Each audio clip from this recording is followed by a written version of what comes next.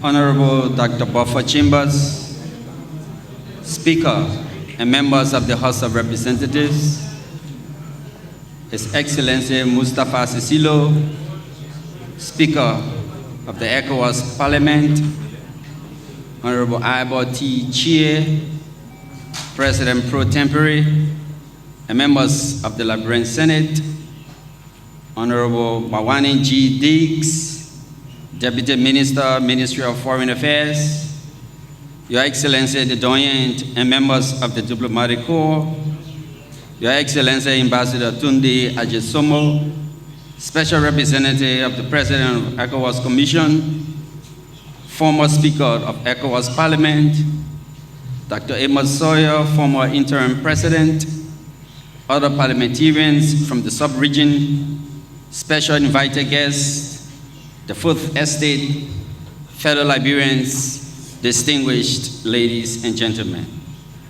On this historic occasion, marking the opening of the Fourth Legislature of Parliamentarian Seminar on Transhuman and Intercommunautic Conflicts in the ECOWAS region, I am pleased and honored to now invite Honorable Chief Dr. Joel Cianeh Howard Taylor, Vice President of the Republic of Liberia and President of the Liberian Senate.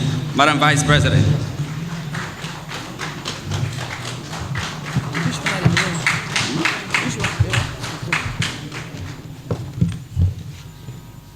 The Honorable Speaker, members of the House of Representatives, thank you. The Honorable President pro tempore, and members of the Liberian Senate, the Honorable Mustafa Sisilo, retired Right Honorable Speaker of the ECOWAS Parliament and members of the ECOWAS Parliament, the Doyen and members of the Diplomatic Corps, platform guests, distinguished members of the international community, our own former head of state, Dr. Amos C. Sawyer, members of the legislature present, both Liberia and ECOWAS, special guests, distinguished ladies and gentlemen, good morning to everyone. Good morning. Good morning. I think it's still morning. Permit me to begin by a simple intercession to our Creator.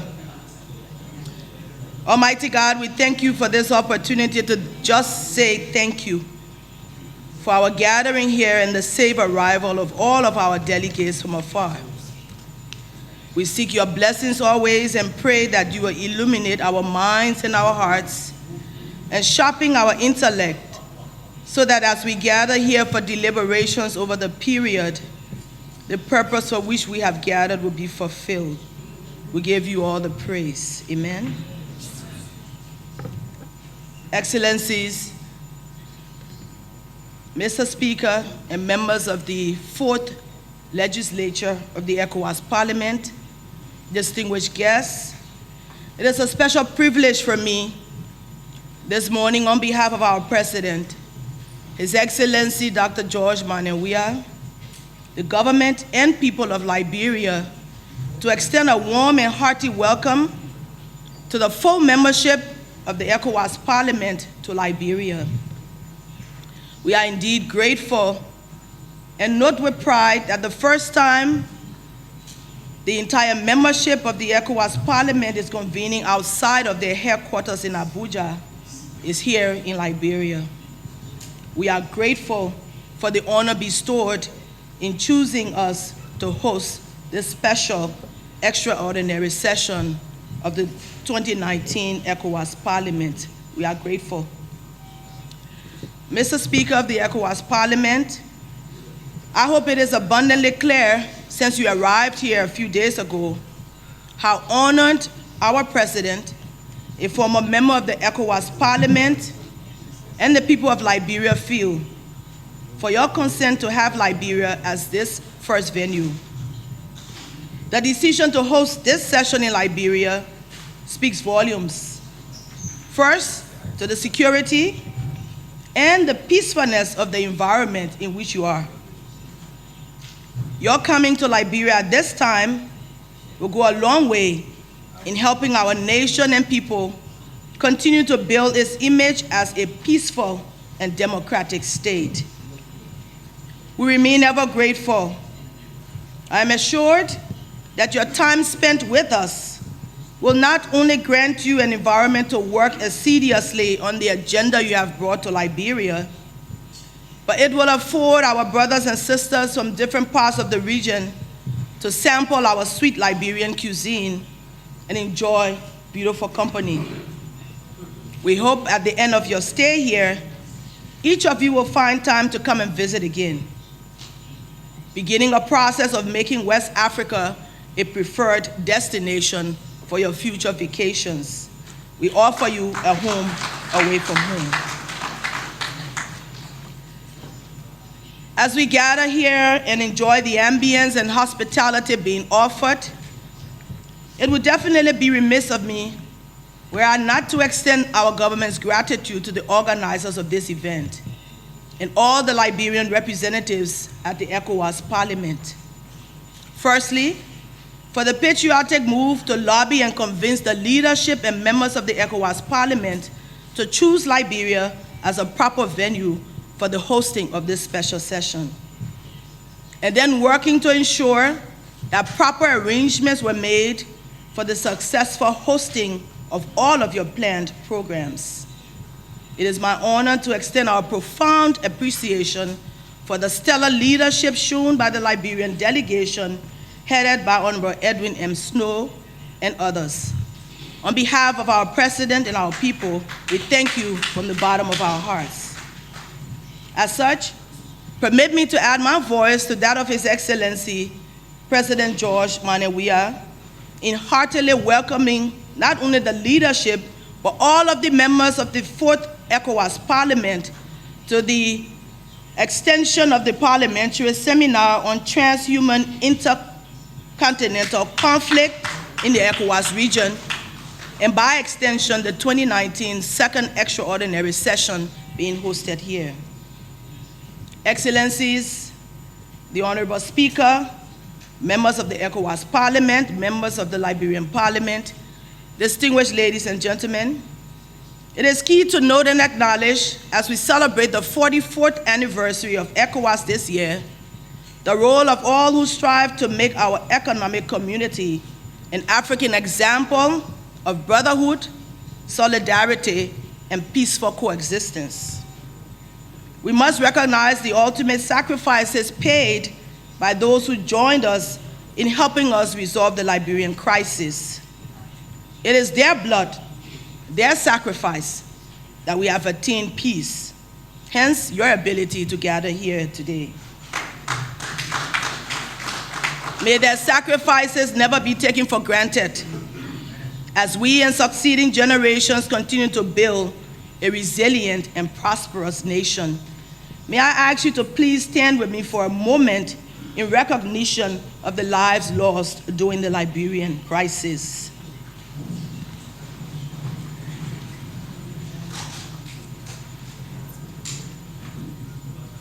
And in crisis in other places across our region.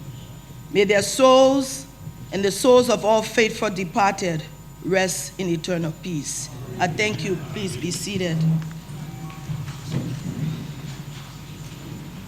Excellencies, distinguished ladies and gentlemen, it is often said that every generation must ensure that they work in ways to make their nations better than they found it.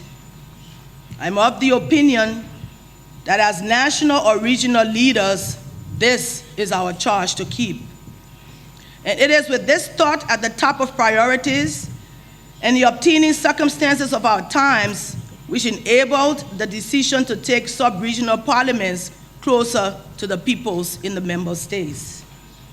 This new trajectory rationalizes a critical need for the community of peoples to see that their representatives are keen on providing the platform wherein they have a greater grasp of the issues affecting and confronting them, thus allowing them to weigh in on the way forward for all. This synergy bears the potential for promoting greater harmony, understanding, and agreement amongst our peoples within our regional bloc. I hope and pray that this new trend of rotating and hosting major meetings in member states becomes a norm, so that the local understanding and subsequent ratification of decisions being taken at the level of the authority of heads of state become easier to be understood and to be implemented. Somehow, nations feel a little cut off from what is happening all the way in Abuja, and the issues are married, and sometimes they don't understand the implications. Your visitation to these places across our region brings that closer to the people. We hope this trend will continue in the new legislature. The objective sought at this special session thankfully falls within the ambit of the concept and mission of the early warning centers being established throughout our region. We extend our gratitude to ECOWAS for making this a cogent part of the ECOWAS systems of governance. Its role is to detect brewing conflicts in a timely manner so as to employ the most effective means of amelioration. As chairperson of the statutory board of the National Center for Coordination in Liberia, known as the Early Warning Center, I cannot but embrace the hosting of this special session on the topic of transhumance and inter-community conflict in the ECOWAS region, a topic of serious concern for our regional harmony and stability. Excellencies, distinguished parliamentarians and participants, our continent today, and by extension the world at large, sadly is witness to a phenomenal surge in xenophobia, territorial fights, and ethnic clashes, mostly tied to the scramble for land needed for agriculture and development and housing, scramble for water resources, and scramble for food security. In our region, it is becoming clearer that a serious conflict is the practice of moving livestock from one grazing ground to another in a seasonal cycle. This movement hinges on looking for water and food for animals, typically to lowlands in the winter and highlands in the summer. A process definitely laden with all of the entrapments for misunderstanding and sowing seeds of conflict between competing communities who need each other for survival. It is imperative to underscore that farmers and herders have coexisted for centuries with mutually beneficial relationships. To this end, they have both generated enormous wealth and economic interdependence needed to promote socio-economic development across our region. However, owing to a multiplicity of factors including resource scarcity, adverse effects of climate change, and increasing our population, violent conflicts between these groups have intensified, resulting in the loss of lives and destructions of property. Today, conflicts between nomadic herdsmen, farmers, and encroaching population on the continent seem to increasingly take more and more lives. As we convene this special session in search of a productive formula and ways in which cordial relationships can coexist in our sub-region, on our continent, and amongst our people, permit me to suggest that we take a look at modern and innovative ways for livestock support systems being used in Western countries as a way forward. I also want you to take a respective look in our history to the far-sighted Pan-Africanists on the oneness in diversity as espoused by eminent continental icons like Nnamdi Azikiwe, Osagyefo Kwame Nkrumah, Madiba Nelson Mandela, Malamu Julius Nyerere, Patrice Lumumba, and Kofi Annan, amongst others. These legendary icons for the African people's struggle for unity and cohesion and the affirmation of their dignity bequeath to us thousands of lessons on the perils of hate, division, corruption, illiteracy, and self-indulgence, amongst other ills. Permit me to read for you a few of the quotations that they've left that may be of use to you as you determine the way forward on this critical issue. Osajofu Kwame Nkrumah taught us that Africa is one continent, one people, and one nation, and that the forces that unite us are intrinsic and greater than the superimposed influences that keep us apart. Nnamdi Azikiwe taught us that it is better that we live together in unity than disintegrate in pieces for whatever reason. Kofi Annan said, tolerance, intercultural dialogue, and respect for diversity are more essential than ever before. Madiba Nelson Mandela taught us that if you want to make friends with those who oppose you, you must work with them and instead make them your partners. Julius Nyerere said, without unity, there is no future for Africa. And Patrice Lumumba also taught us that African unity and solidarity are no longer dreams. They must be expressed in decisions we take in the interest of all of our peoples, end quote. These voices from the past make it imperative for the leaders and peoples of our sub-region to rise up to the challenging occasion wrought by the menaces of intolerance, inequities, scarcity, and fear, and other vices that are fast creeping across our continent and that are grounds for sowing seeds of discord. Together, we must know that as people of this one continent, our ancestors and a few left from the older generations have come through harrowing experiences of slavery, suppression, exploitation, and on and on. So much so that this generation must be the ones in the front lines against injustice, division, and hate. Our generation must be reprogrammed to appreciate the commonalities of our greatness, the need for peaceful coexistence, and our yet hidden potentials in human and natural resources needed to do great things together. However, the underlying question remains, can we begin in earnest to love one another again?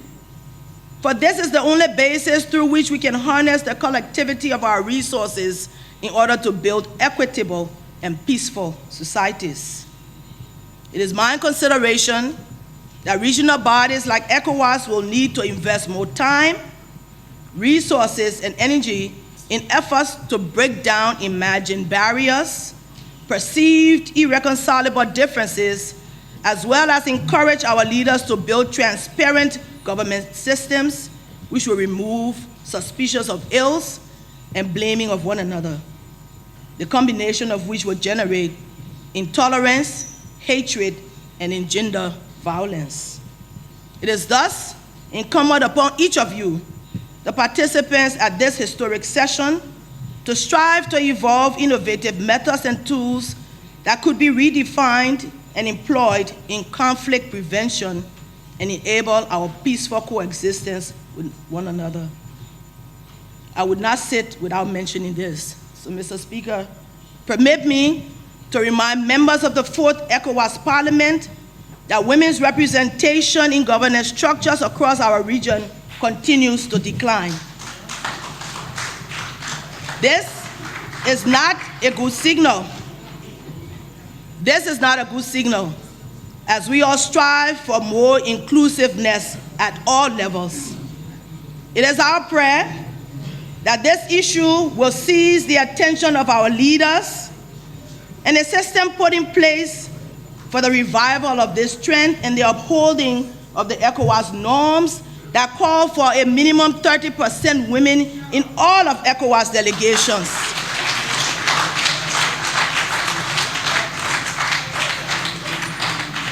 Mr. Speaker, currently, Out of 115 members of the ECOWAS Parliament, you have only 22 women, a mere 19%. In the leadership, you have out of 5, only 1, a mere 20%. None of these numbers fit your laws that require a minimum of 30%. We must walk the walk and talk the talk.